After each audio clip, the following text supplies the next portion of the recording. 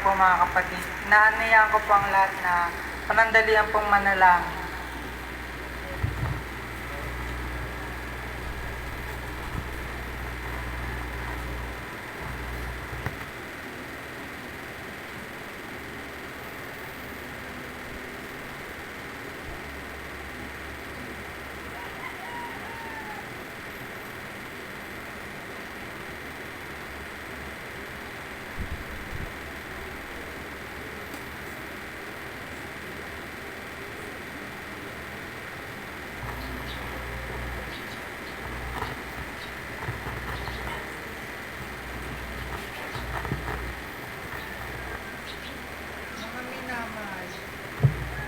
Huwag kayong magtaka sa mabibigat na pagsubok na nararanasan nyo.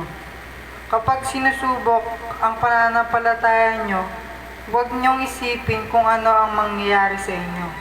Sa halip, magalak kayo dahil makikibahagi kayo sa mga hirap ni Kristo at magiging lubos ang kagalakan nyo kapag naipakita na niya ang kapangyarihan niya sa lahat. Kaya kung inuinsulto kayo dahil sa mga tagasunod kayo ni Jesus, mapalad kayo dahil nasa inyo ang makapangyarihang Espiritu, ang Espiritu ng Diyos. Kung pinaparusahan man kayo, sana'y hindi dahil nakapatay kayo ng tao o nagnakaw o nakagawa ng masama, o kaya'y nakialam sa ginagawa ng iba. Ngunit kung pinaparusahan kayo, dahil Kristiyano kayo, huwag kayong mahiya. Sa halip ay magpasalamat kayo sa Diyos dahil tinatawag kayo sa pangalang ito. Dumating na ang panahong magsisimula na ang Diyos sa paghatol sa mga anak niya. At kung ito'y magsisimula sa atin sa mga anak niya, ano kaya ang sasapitin ng hindi sumusunod sa magandang balita ng Diyos? Tulad ng sinasabi sa kasulatan, kung ang mga matuwid ay halos hindi maligtas, ano pa kaya ang mangyayari sa mga kasalanan at hindi kumikilala sa Diyos? Kaya kayong nagtitiis ngayon dahil ito ay kalooban ng Diyos para sa inyo, ay magpatuloy sa paggawa ng mabuti. Pagkatiwala ninyo ang sarili niyo sa Diyos na lumikha sa inyo dahil hindi niya kayo pababayaan. Inaanyayahan ko po ang lahat na tumayo.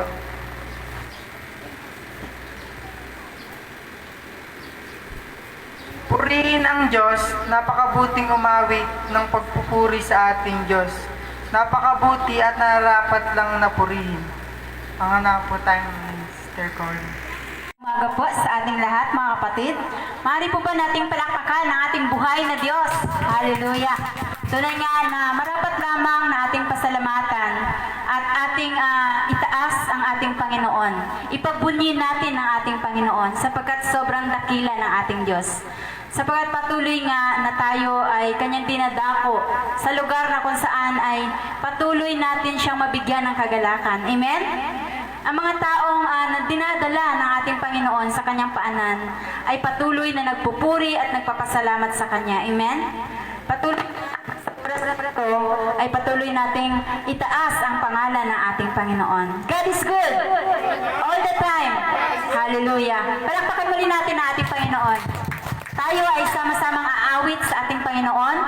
Sabi nga ng ating Panginoon ay tayo noon patay ituring dahil sa ating mga pagsuway at kasalanan. Ngunit tayo ay binuhay ng Diyos mula sa kanyang masaganang pagpapala sa atin, sa kanyang habag sa atin. Sa pamamagitan ni Kristo Jesus, tayo kanyang binuhay. Amen? Kaya naman, marapat lamang na sambahin natin ang ating Panginoon, marapat lamang na itaas natin siya sa ating mga buhay. Amen? Tayo po ay sama-samang umawit sa ating Panginoon. Hallelujah! Palakpak natin ang ating mga kamay para sa Panginoon, sapagkat yung kalakasan na ipinagkakaloob ng ating Panginoon ay para gamitin natin upang siya ay mapurihan at masamba. Sa bawat nagang kay ganda, simulang pagmuri sa Kanya, itaas ang kamay at umawit na. Sa bawat araw na dumaraan,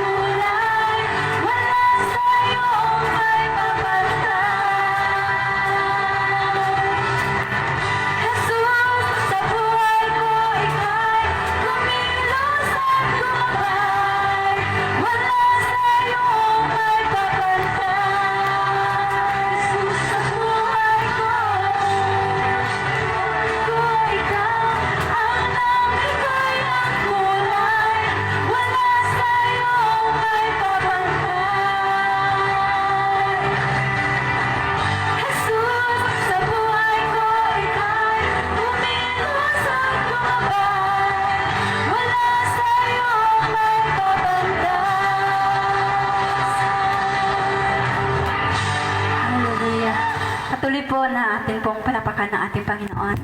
Sapagkat deserve po ng ating Panginoon na siya ay ating mapasalamatan. Sa lahat po ng ating mga tinatamasa, lalong-lalo na po yung buhay natin na tinatamasa sa araw na ito. Tunay nga na napakabuti ng ating Panginoon sapagkat patuloy po niya tayong pinapatatag. Patuloy po niya tayong binibigyan ng kalakasan upang siya po ay ating mapuri, siya ay ating masamba sa ating pong buhay. Napakabuti po ng Panginoon sapagkat kapag ang isang tao ay kumikilala sa kanyang Panginoon, tunay nga na hindi niya maitatago na pasalamatan niya ang kanyang Panginoon. Amen po ba? Tayo po ba ay patuloy na narito sapagkat ang atin pong layunin is to glorify our God. Amen. To glorify our God. Ito po ang pinakalayunin ng ating buhay. Ang mapasaya, mapangiti ang ating Panginoon sa tuwing tinitignan tayo ng ating Panginoon. Kaya patuloy nga na mga bagay na ito sa ating buhay ay hindi inaaalis sa atin ng ating Panginoon. Hinahayaan niya tayo na gawin ang mga kalooban niya upang siya ay ating dakilain. Magawa natin na siya ay itaas sa ating buhay. Sapagkat tunay nga na tayo lamang ay nakasandal sa ating Panginoon. Wala po tayong maipagmamalaki, mga kapatid. Tayo po ay mahina. Ang Diyos lamang ang siya nagbibigay sa atin ng lakas upang magawa natin ang kanyang kalooban. At mga kapatid, isa sa mga bagay na instrumento ng ating Panginoon upang tayo palakasin ay ang ating pagsama-sama. Tayo ay kanyang pinapalakas, pinapaapoy upang sa ganun ng ating pananampalataya ay huwag maglamig. Huwag po tayong, para tayong mga baga sa isang sisidlan na para tayong plancha na kung saan kapag tayo inilagay doon sa sama-samang mga baga, tayo din ay magbabaga. Ganun ang nais ng ating Panginoon, mga kapatid. Tayo ay magbabaga sa pananampalataya sa ating Panginoong Hesus. Amen? Kaya nga po, patuloy tayong nagpupuri sa ating Panginoon. Patuloy natin siyang pinapasalamatan sapagkat deserve ng ating Panginoon ang ating pasasalamat. Sapagkat tunay nga na napakabuti ng ating Panginoon sa ating buhay. Hallelujah! Patuloy tayong umawit sa ating Panginoon. Pasalamatan natin ang ating Panginoon. Hallelujah! Tunay nga, kilala tayo ng ating Panginoon. Siya lamang ang nakakaalam ng ating isip, ng ano ba ang nasa ating saloobin. Kaya marapat na siya ipasalamatan. Nung sinisiyasa, buhay ko'y iyong alam. Ang lahat kong lihim o yaman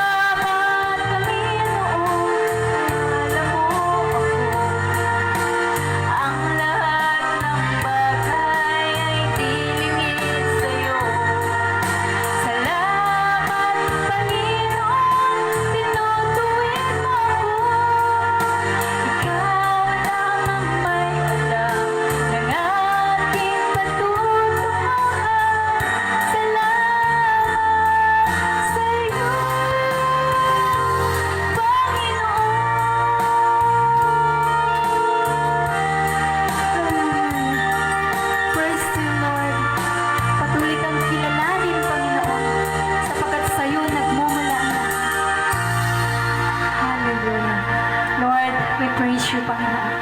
Salamat, Panginoon, sa pagkakataong ito, Lord God. Salamat sa biyaya mo, Panginoon.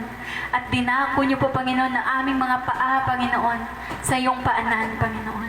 Upang kami, O Diyos, ay magkarinig, Panginoon, ng iyong salita, Lord God, na siyang naglilinis, Panginoon, ng aming buhay. Lord, salamat sa pagpapalang ito, Panginoon, na kung saan, Lord God, hindi po namin makuha kung saan, Panginoon, kundi sa iyo lamang, O Diyos. Salamat sa pagpapala mo, Panginoon. Salamat sa pagmamahal niyo po sa amin. Tunay nga po, Panginoon, na hindi niyo kami hinahayaan, Panginoon. Hindi niyo kami pinapabayaan, Panginoon. Dinadala niyo po kami, Panginoon, sa kung ano, Panginoon, ang mas mabuti para sa amin, Panginoon. Mas mabuti sa tao, Panginoon, ang sumamba sa inyo, Panginoon. Mas mabuti sa tao ang magpasalamat sa inyo, Panginoon. Lord, salamat, Panginoon, napakabuti niyo. Sa oras na ito, Panginoon, sama-sama po namin itinataas ang aming papuri, Panginoon. Kayo lamang ang nakasiyasat, O Diyos, sa kanya-kanyang naming isipan at puso, Panginoon. Kaya, Lord God, patuloy ka po namin pinupuri at pinapasalamatan sa pangalan ng Panginoon Jesucristo, Panginoon namin, tagapagligtas. Amen. Palapakan mo natin ang ating Panginoon. Patuloy po tayo, mga kapatid, sa presensya ng ating Panginoon. Tayo po'y manalangin. O Diyos, patuloy na kayo ay aming itinataas, Panginoon. Patuloy na kayo ay aming kinikilala sa oras na ito, Panginoon. Marapat lamang, Panginoon, na kayo ay aming pasalamatan, papurihan, Panginoon, sa aming buhay. O God, sa oras na ito, salamat sa puso na patuloy mong ipinagkakaloob sa amin. Pusong nagpupuri, Panginoon. Pusong nagpapasalamat, Panginoon. Kaya nga, O God, sa oras na ito, maluwalhati, nawa namin kayo, Panginoon. At sa oras na ito, dalangin namin, Panginoon, patuloy na samahan niyo kami, Panginoon. Patuloy nawa, Panginoon, na ang focus namin, Panginoon, ay sa iyong salita na siyang maririnig namin, Panginoon, sa umagang ito, Lord God. Dalangin din namin, Panginoon, yung pastor namin, Lord God, na siyang maghahayag, Panginoon, sa oras na ito. Ikaw nga po, God, ang magbigay ng karunungan na siyang ihahayag niya, Panginoon, sa amin, Panginoon. Salamat sa kalakasan na patuloy na ipinagkakaloob mo, Panginoon. At dalangin din namin, Panginoon, na huwag hayaan, Panginoon, na madistract, Panginoon, ang mga tao, Panginoon, na iyong dinala sa lugar na ito, Panginoon. Salamat, Panginoon, sa biyaya at habag mo, Panginoon, sa bawat isa sa amin. Purihin ka, O God, dakilain ka. Ito po aming dalangin sa pangalan ni Jesus. Amen.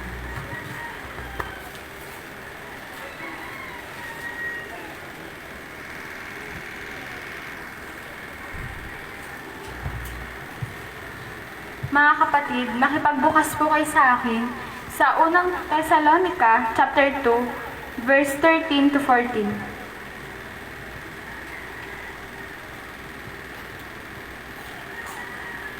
Unang Thessalonica, chapter 2, verse 13 to 14.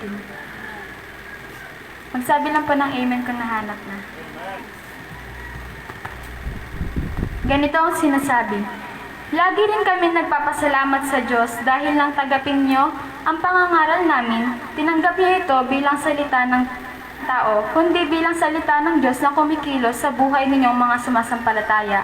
Mga kapatid, ang mga nangyayari sa inyo ay tulad din ng nangyayari sa mga iglesia ng Diyos sa Judea na na kay Kristo Jesus.